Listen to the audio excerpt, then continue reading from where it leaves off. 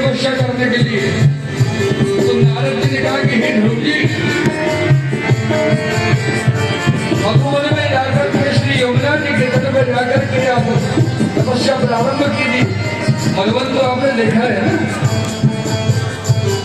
आज की तारीख में जो पहचान है मधुबन की, वो ये जय गुरुदेव बाबा के आश्रम के पीछे का जो एरिया है मधुबन, मथुरा में। और ये यमुना जी के तट पर बढ़ाने हैं। उधर नारद जी राजा के पास पहुंच करके सब बात बताई है। इधर श्री ध्रुव जी महाराज ने तपस्या का आरंभ कर दिया है। तो कैसे किया है आरंभ उन्होंने? त्रिकांते त्रिकांते कभी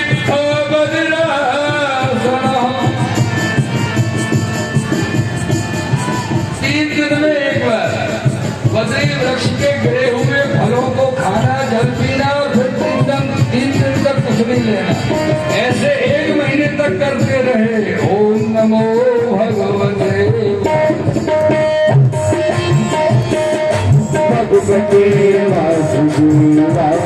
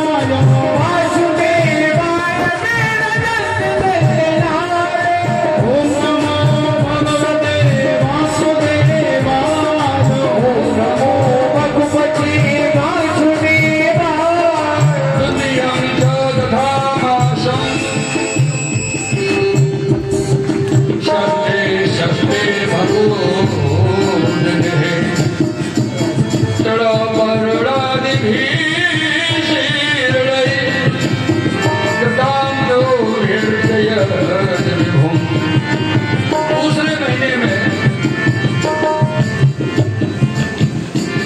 वृक्ष की गिरी हुई पत्तियां, सूखी पत्तियां, सस्ते सस्ते भगवत ने 6 दिन में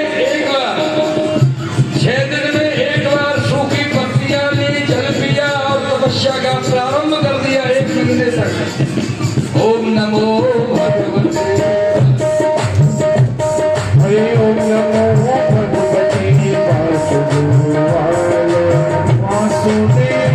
मेरा कुंवर धनाय वासुदेवाय, मेरो नंदनाय नंदनंदनाय, मेरो कृष्ण चंद्राय नंदनंदनाय, मेरो कृष्ण चंद्राय। ओम नमो भगवते वासुदेवाय। ओम नमो भगवते वासुदेवाय। ओम नमो भगवते वासुदेवाय। ओम नमो भगवते वासुदेवाय। तृतीयं चानयर्वासं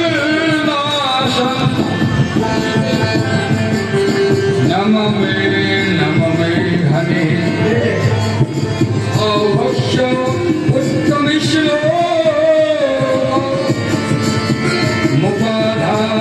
मुखाधावत्तमधिना। तीसरे महीने में श्री ध्रुव जी महाराज ने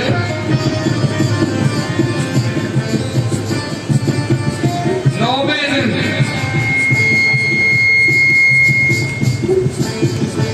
9 दिन में एक बार जल पिया, पत्तियां भी नहीं, कुछ नहीं। 9 दिन 5 वर्ष के बालक की तपस्या देखिए, ऐसे ही नहीं मिलते गोविंद। गोविंद का मिलना सहज नहीं है साहेब। 9 दिन में एक बार जल को ग्रहण किया और आप मन में मस्त हो गए चिंतन में। ओम नमो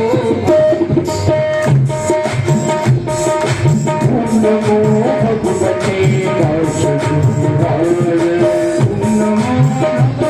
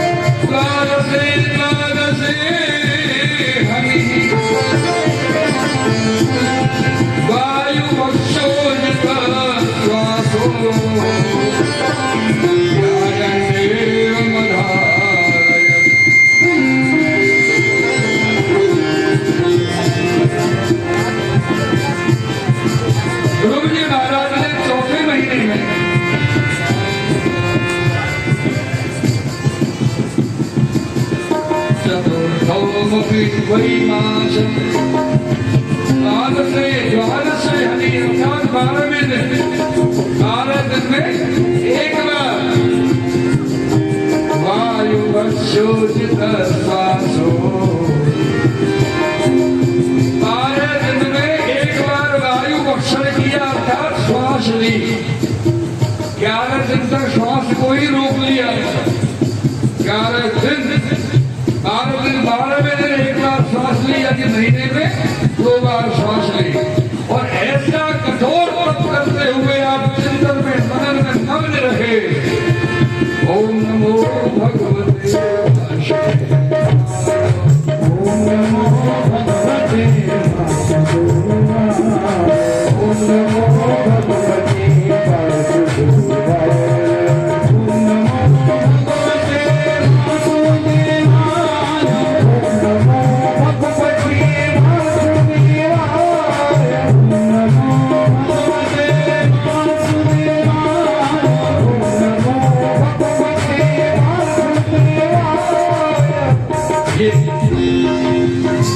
पंचमे मर्शनो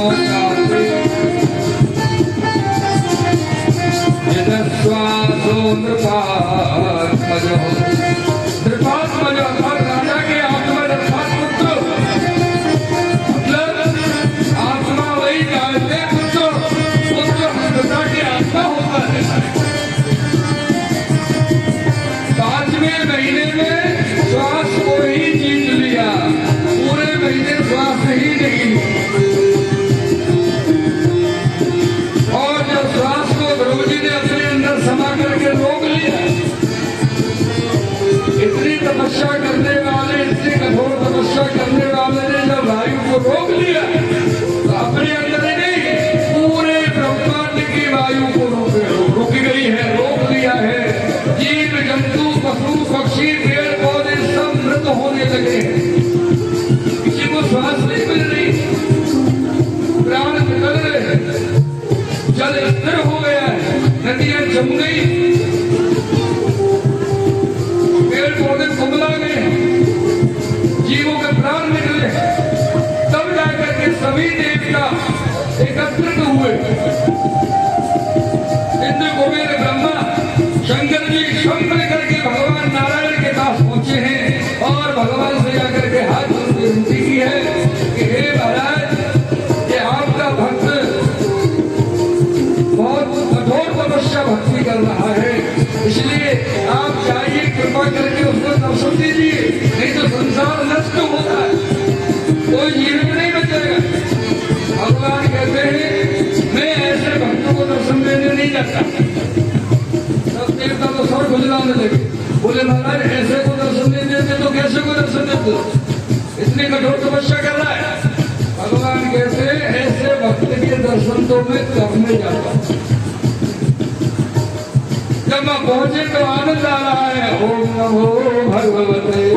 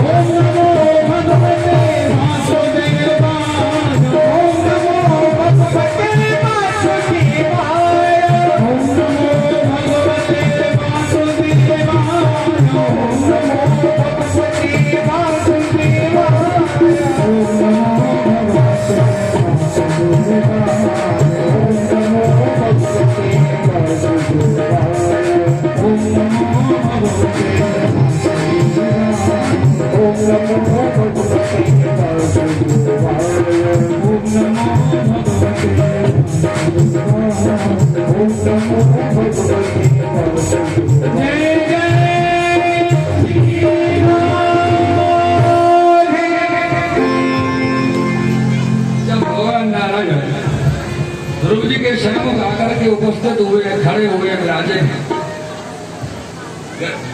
गरुड़ जी पर विराजमान होकर के पधारे ना भगवान। और गरुड़ जी तो देव है, गरुड़ देव ये देवताओं के अंदर एक और विशेषता होती है,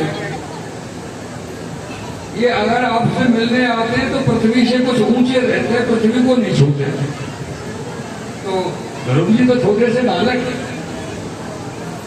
और गरुड़ जी तो भगवान विराजे हैं। तो भगवान बोले गरुड़ जी से, बोले गरुड़ जी थोड़ा और नीचे चलो ना, मेरा भक्त छोटा सा है, थोड़ा और नीचे।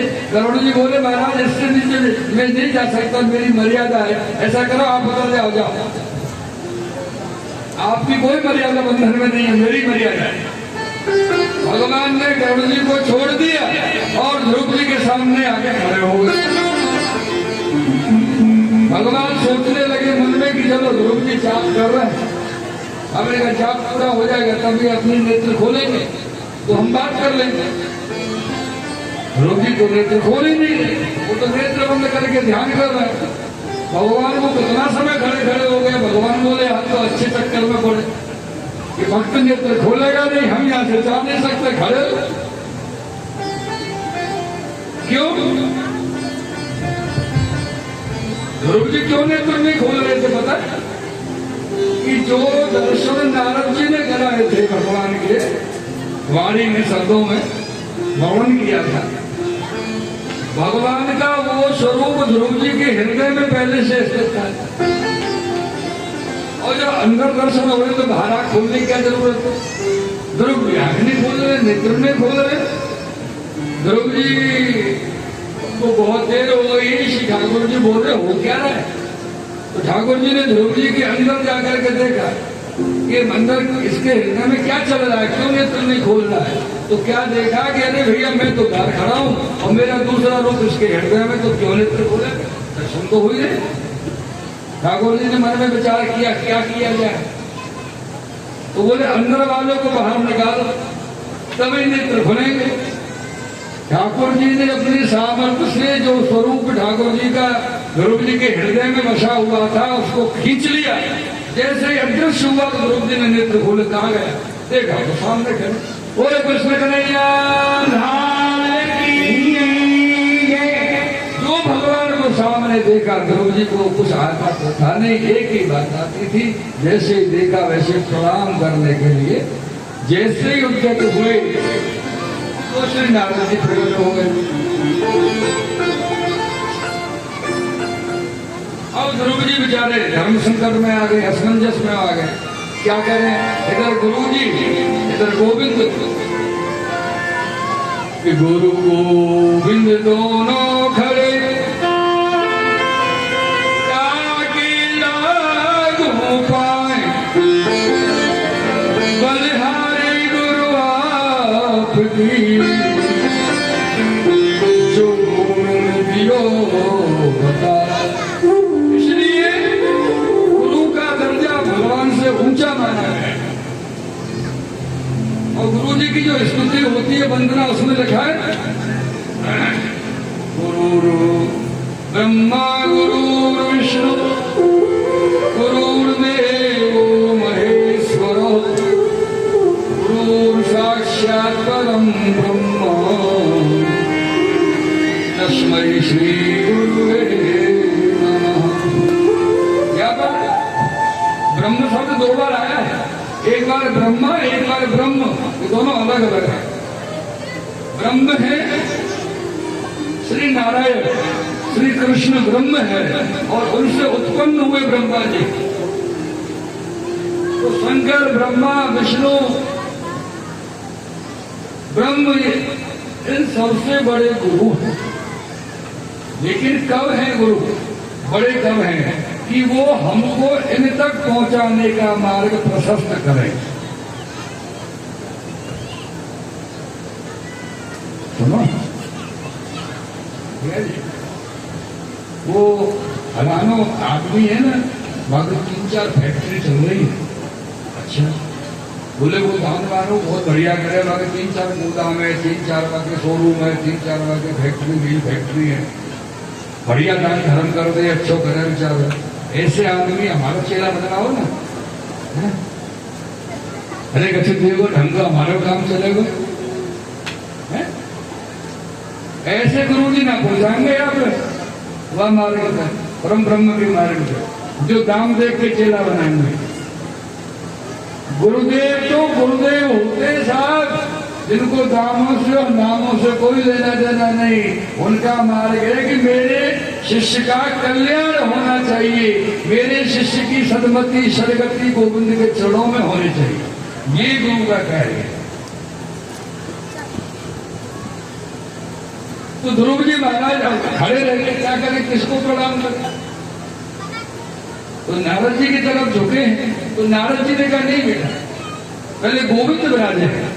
ध्रुव जी ने अपना कार्य किया, गुरु जी पहले उनको प्रणाम करना ही, लेकिन बोले नहीं, हम सबसे बड़े तो गोविंद हैं। गुरु जी को बड़ा बताया है, ये तो बड़े भगवान हैं।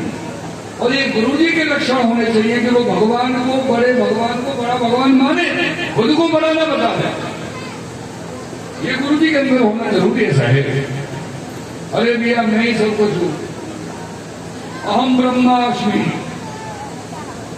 अरे या भैया तुम्हें ही ब्रह्मास्मि है, तो ब्रह्म का हो भाई, ऐसा नहीं। भगवान को प्रणाम किया नारद जी महाराज ने, ध्रुव जी महाराज ने, और प्रणाम करने के पश्चात भगवान ने इनको आशीर्वाद दिया। सबसे बड़ी बात क्या घटनाक्रम में घटित हुई, आपने कभी अपने बड़ों के पैर छुए?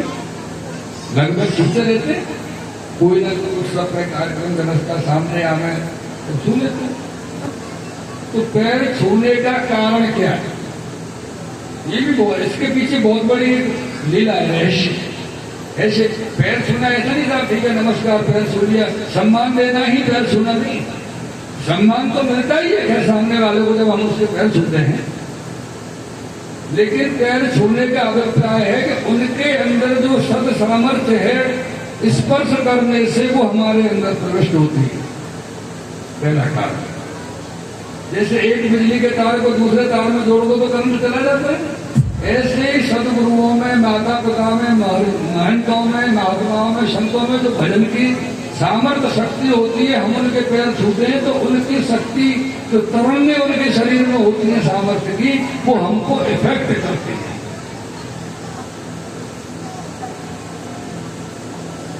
इसलिए पैर छूने के कारण, तो जैसे ध्रुव जी ने भगवान के पैर छुए तो भगवान की सामर्थ्य तरंग ध्रुव जी में है, इसलिए चरण छुए जाते हैं। चरणों का दूसरा भी एक कारण है। चलो आज रहस्य की बात चल रही तो रहस्य बताते ही क्या जल्दी से।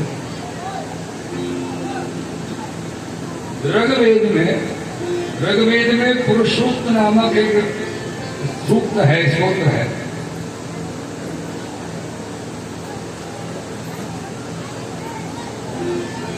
उस स्तोत्र में बड़े सुंदर शब्दों में वेद में लिखा है। अपन कहते हैं ना कि वेदों को ब्रह्मा जी ने रचा है, नहीं नहीं, ब्रह्मा जी कैसे रच सकते हैं वेदों को, या व्यास जी कैसे रच सकते हैं वेदों को? नहीं रच सकते साहब, क्योंकि वेद तो परम ब्रह्म नारायण की श्वास है, और उस श्वास में भगवान ने क्या कहा है कि मेरा जो स्वरूप है वो कौन है? ओ हरि ओम ब्राह्मणोऽस्य मुखमाशीर्बाहो राजन्यः कृतः ऊरुदस्य यद्वस्य पद्भ्याङ्गं सूर्योऽजायतः। चारों वर्णों का स्थान बताया भगवान ने कि चार जो वर्ण हैं, ब्राह्मण, क्षत्रिय, वैश्य और शूद्र, ये मेरे शरीर में कहा था। भगवान कहते हैं ब्राह्मणोऽस्य मुखमासीत्, यानी ब्राह्मण जो है वो मेरा मुख है। बाहु राजन्यः, राजन्य अर्थात क्षत्रिय जो लोग हैं वो मेरी भुजाएं हैं। भगवान की जो भुजाओं का स्वरूप है वो क्षत्रिय है। ऊरु तदस्य यद्वस्य, ऊरु संस्कृत में ऊरु कहते हैं जंगल, जो अपनी जान होती है, जंगा होती है, उसको कहते हैं ऊरु। यद वैश्य, जो भगवान की जंगाओं का एरिया है, क्षेत्र है, वो है वैश्य, वैश्य वर्ण। शूद्रो अजाय अभ्याम शूद्रो अजायत। और जो चरण हैं भगवान के, जिनको दुनिया छूती है, वो शूद्रों का स्थान है। जिनको ब्राह्मण भी छूते हैं, क्षत्रिय भी छूते हैं, वैश्य भी छूते हैं और शूद्र भी छूते हैं।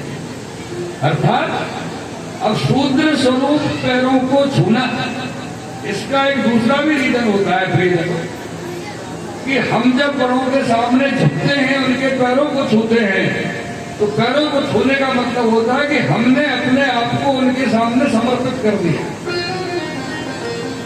कि हम आपके शरीर का जो सबसे नीचे का अंग है, शूद्र अंग का जो भाग है, हिस्सा है, हम उसका स्पर्श करते हैं और अपने आप को आपके सामने समर्पित करते हैं। अपना अहम जो है उनके सामने हम गिरा देते हैं। ये पैर छूने का। पैरों माथा क्यों नहीं छुआ जाता किसी का, कंधा क्यों नहीं छुआ जाता, आगे जाकर उसका हाथ पकड़ के नहीं होता ना, पैर ही छुए जाते हैं, क्योंकि पैरों पर ही मूल स्थान है। इसलिए चरण स्पर्श की प्रथा है। मेरे प्रियजनों,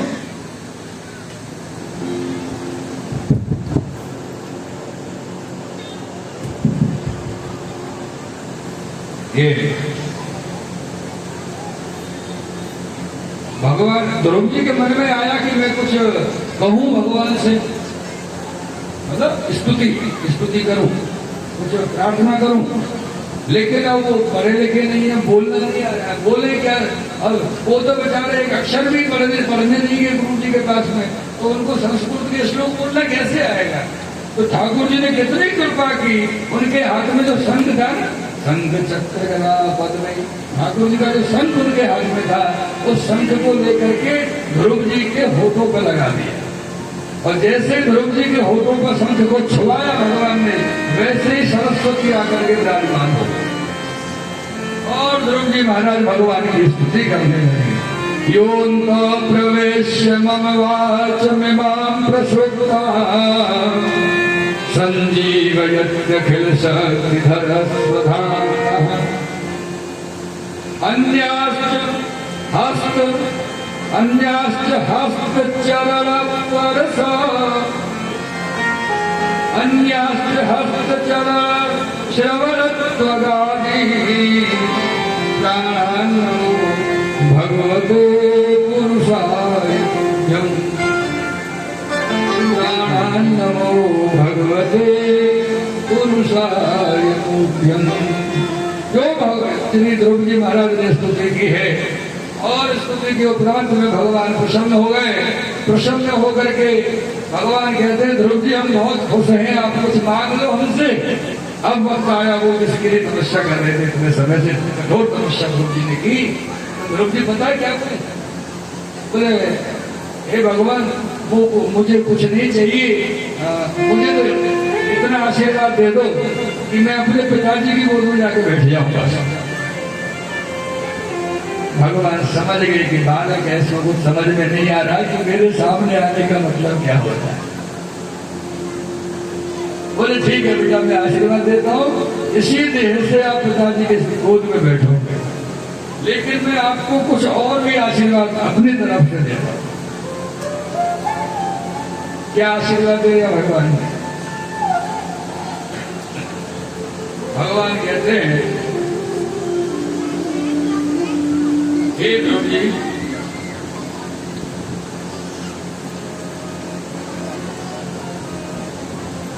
आप पिता की गोद में भी बैठोगे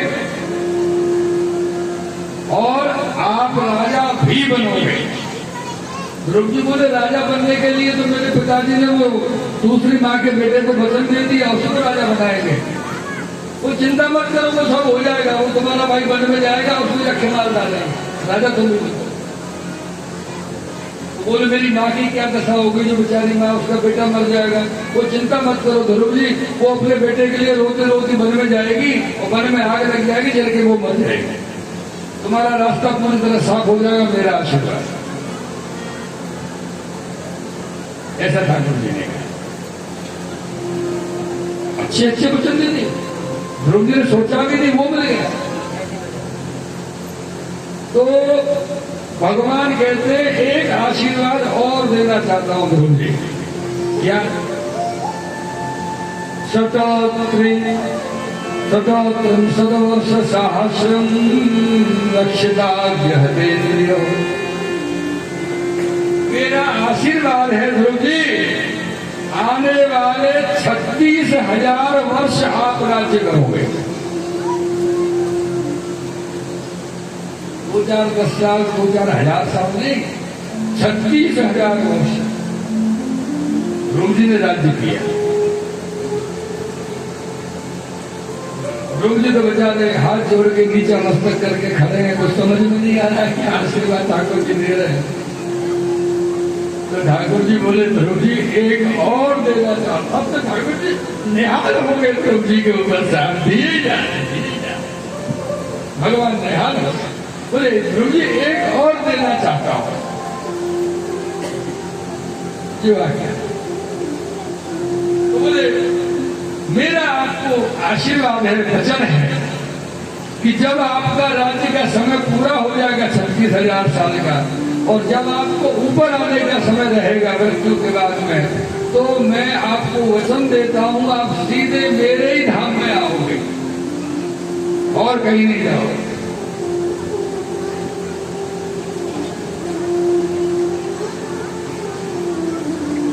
और क्या चाहिए भैया? बड़े बड़े योगी महापुरुष तपस्वी जो हजारों वर्ष तपस्या करते हैं, उनको नहीं मिलता, नसीब नहीं होता। साहब ध्रुव जी को तो सब मिल गया। ऐसा ही हुआ। इधर ध्रुव जी अपने घर की तरफ चले, उधर राजा को पता चला कि ध्रुव जी आ रहे वापस। तो नारद जी बता के गए थे, उनको कथी याद आ गई। तो ध्रुव जी को लेने के लिए महाराज उत्तानपाद अपने रथ में विराज करके सेना सहित निकले हैं। और सेना सहित निकल के कहां पर आ रहे? सुनीति के पास। सुरुचि से कोई मतलब नहीं रखा, सीधे सुनीति के पास गए। बोले सुनीति चलो, उनकी पालकी लेके गए थे साथ में। सुन महारानी पालकी बिराजेंगे, क्या हुआ महाराज? बोले हमारा पुत्र आ रहा है, उसके स्वागत के लिए चलते हैं।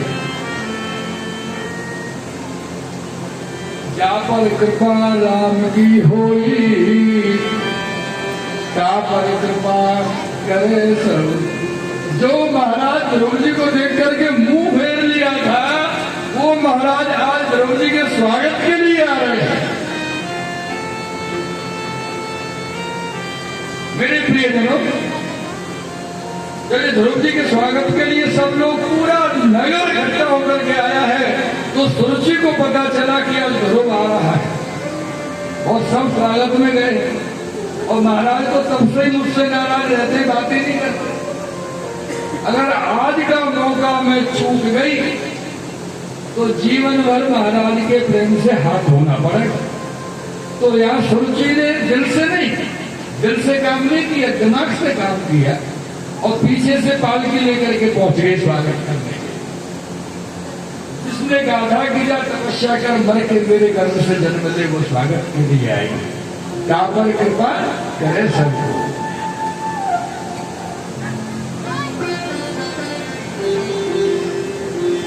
ध्रुव जी ने जब सबको देखा, पिताजी, माताजी, दूसरी माताजी सुरुचि,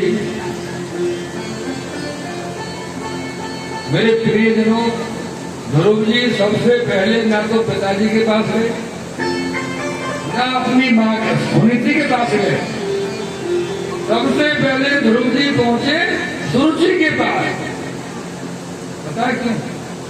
कि माँ उस दिन आपने मुझको आशीर्वाद ना दिया होता तो आज ब्रह्म प्राप्ति नहीं हुई होती वो आपके कड़वे वचन ही थे जिसके कारण आज मुझको गोविंद की कृपा हो गई। इसलिए सबसे पहले सूरज जी को प्रणाम किया, उनके चरणों को छुआ है और उनका आभार व्यक्त किया है।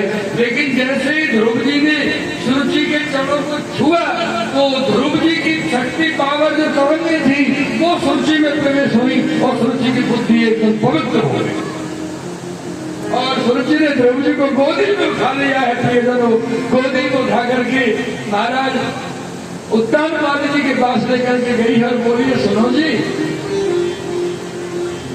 देखिए हमारा बेटा ध्रुव आया है। उत्तानपाद जी सूरज जी की ये स्थिति देख करके विचित्र हो गए कि अरे ये हो क्या गया है। अभी तक तो ध्रुव को इतनी निंदित भाव से देखती कि गोदी में लेकर के नाच रही है, घूम रही है। महाराज, अरे सुनो ना, देखो हमारा बेटा, ऐसा नहीं करी, बोले आपका बेटा ध्रुव आया, बोले हमारा बेटा ध्रुव आया है। बेटा ओ ध्रुव, बेटा जल्दी जल्दी पिताजी को प्रणाम कर। अरे बोलने लगी, आगे से शिक्षा दे रही है ध्रुव जी को, पिताजी को प्रणाम कर, पिताजी के चरण स्पर्श। अच्छा, बच्चे से चरण स्पर्श कराए, बालक से आशीर्वाद नहीं दिया मेरे बेटे को, चलो जल्दी आशीर्वाद दो। तूने बोले तो हो गई, ऐसी बुद्धि हो गई सुनती। और वहां से कराया, उठाया और सुनीति के पास ले गई है और बोले, जी सुनो, देखो मेरा बेटा ध्रुव आया है, इसको आशीर्वाद दे दो, मेरा बेटा आया है। ऐसा करके बिल्कुल हो रही है, कलेजा भर रहा है सूरज जी का, आंखों में अश्रुपात हो रहे सूरज जी को। और जब सब लेकर के ध्रुव जी महाराज को नगर में प्रवेश किया है, स्वागत सम्मान के साथ आए हैं। ध्रुव जी महाराज भवन में विराजे हैं। आज तो सुनीति भी आई है, साथ में बैलों भी रहेंगे, क्योंकि जिसके कारण थी उसकी बुद्धि शुद्ध हो गई ध्रुव जी के स्पर्श से। कुछ समय गया, महाराज ने सूरज जी से कहा कि सूरज जी, मुझे बालक का राजतिलक करना है, अमुक दिन का मुहूर्त निकलवाया है, यानी कल का। तो सूरज जी बोलती है, उत्तानपाद महाराज से बोले, महाराज आपको याद है ना, मैंने वचन लिया था मेरे बेटे का राजतिलक होगा। बोले हाँ, तुम्हारे बेटे का ही होगा, उत्तम का ही राजतिलक होगा। बोले नहीं, किसने कहा उत्तम का राजतिलक करना है? बोले उत्तम ही तो तुम्हारा बेटा। बोले नहीं, मेरा बेटा ध्रुव, मेरे बेटे ध्रुव का राजतिलक होगा। और उत्तानपाद जी तो चक्कर में पड़ गए, अभी इसकी बुद्धि ऐसी है, कल कैसी हो जाए क्या। तो उत्तानपाद जी से बोलती है, सुनिए महाराज, अगर आपने उत्तम को सिंहासन पर बिठा करके तिलक किया तो याद रखना, आपका हाथ तो उत्तम के मस्तक पर तिलक करने के लिए चलेगा, तो मेरा हाथ उत्तम का गला काटने के लिए। मैं उत्तम को गद्दी पर नहीं बैठा देख सकती, मेरा बेटा ध्रुव ही सिंहासन पर बैठे। महाराज तो अंदर से चाहते ही कि ध्रुव का राजतिलक हो, उनको तो सहारा मिल गया। दूसरे दिन ध्रुव जी महाराज का राजतिलक हो गया। उस समय के बाद में उत्तम वन में गए, वहाँ यक्षों से झगड़ा हुआ, लड़ाई हुई और उत्तम का वध हो गया। ये सूरज जी को पता चला कि मेरे बेटे को यक्षों ने मार दिया। ये बेचारी रोते रोते गई, वन में आग लगी और ये भी जल के भस्म हो गई। और ध्रुव जी का निष्कंटक राज्य हो गया। फिर यक्षों पर आक्रमण किया।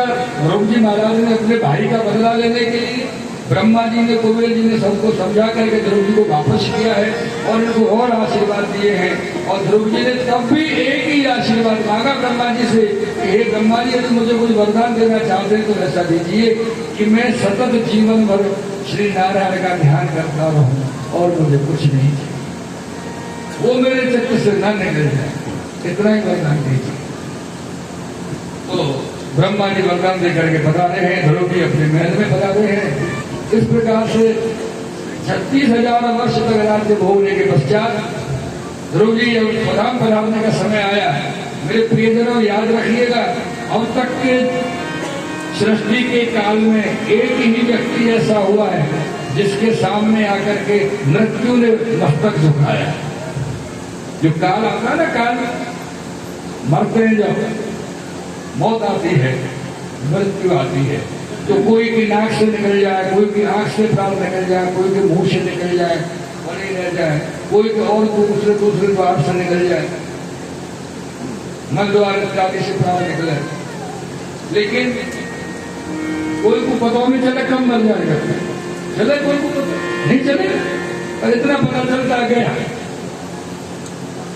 लेकिन ध्रुव जी का जब समय आया तो मृत्यु देवता सामने आकर के खड़े हो गए ध्रुव जी के हाथ जोड़ के, क्योंकि वैकुंठ से ध्रुव जी के लिए विमान आ गया था, और विमान में जब ध्रुव जी चलने लगे तो मृत्यु देव ने आकर के ध्रुव जी से कहा, बोले महाराज मेरा अपमान मत कीजिए, बोले इस लोक में से कोई भी द्वार मेरे यहाँ से नहीं जा सकता, और आप तो सीधे सीधे जा रहे।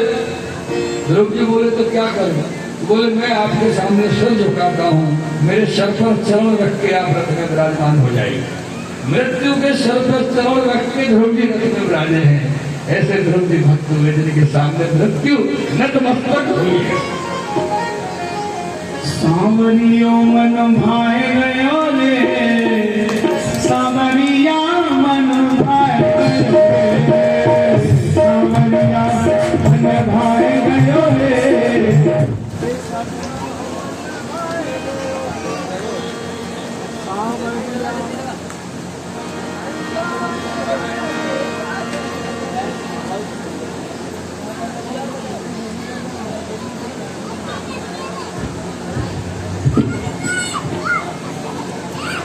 सांवरिया मेरा सांवरिया, सांवरिया मेरा सांवरिया, मेरा सांवरिया, सांवरिया मेरा सांवरिया,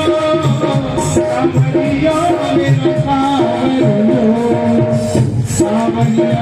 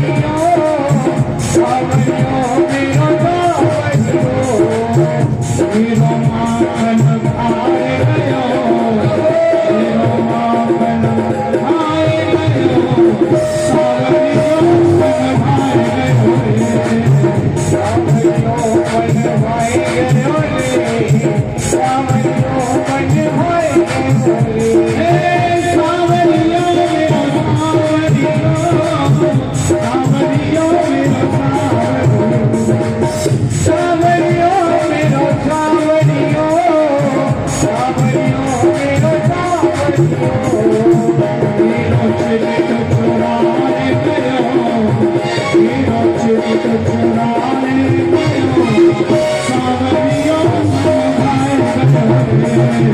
तेरो चित्त चुराएंगे रोले सावरियों मन भाई रोले सावरियों मन भाई रोले सावरियों मन भाई रोले तेरो सावरियों आएंगे रोले तेरो चित्त चुराएंगे रोले लगन श्याम से लगाया करे हम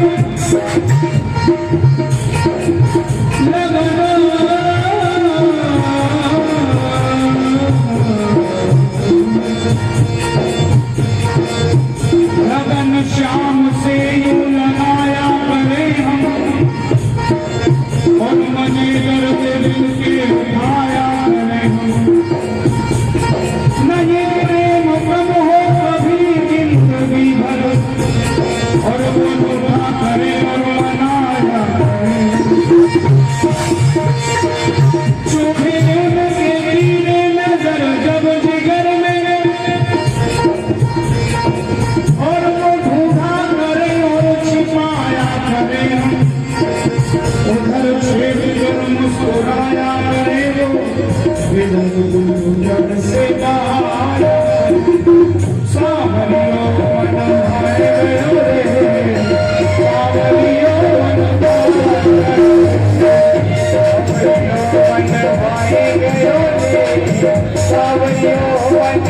भाए सावरियों मेरे सावरियों सावरियों मेरे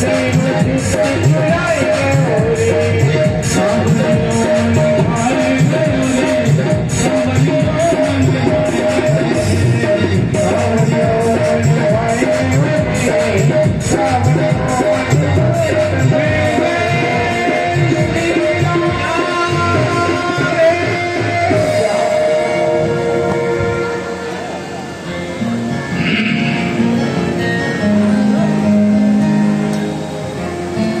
मेरे प्रियजनों, श्री ध्रुव जी महाराज के वंश में हुए महाराज अंग महाराज के कोई संतान नहीं थी और इनकी जो पत्नी थी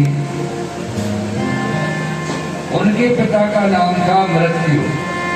वो मृत्यु देव की पुत्री थी अंग की पत्नी।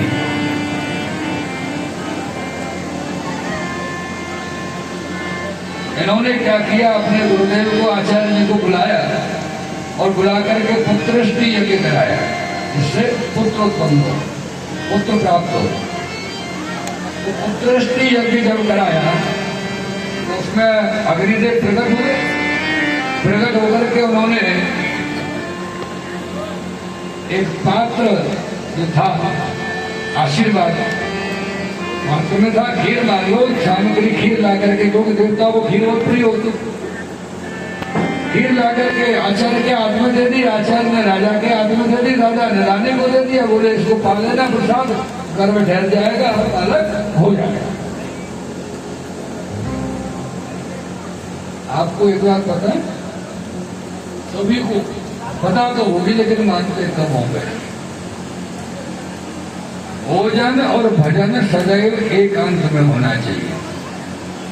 हम यहाँ बैठ के भोजन कर रहे, 50 लोग निकल के जा रहे, उससे निकृष्ट भोजन नहीं हो सकता दुनिया में कहीं। आप अपने कमरे में बंद होकर के भजन करोगे, कुछ भी करो, कैसे ध्यान करो, आड़े टेढ़े बैठो जैसे चाहो करो, और यहाँ के बैठ के तो चाहो अरे बड़ा भगत बन रहे हो, खुद तो कर रहे नहीं, दूसरों कर रहे, आपको चित्त को लगन नहीं दे। तो भजन एकांत में, या राम राम को, या श्याम श्याम को, या कन्हैया कन्हैया को, या जो देवता को करो, काको को, भजन एकांत में और भोजन एकांत में। कभी कभी मानो अपन भोजन कर रहे हैं, 2-4 लोग निकले, तो 4 निकले तो समझ लो ईमानदारी की बात है 4 में से 3 आदमी जरूर देखेंगे क्या खा रहा है। स्वभाव है व्यक्ति का, स्वभाव देखेंगे जरूर थाली में क्या है इसकी। और जो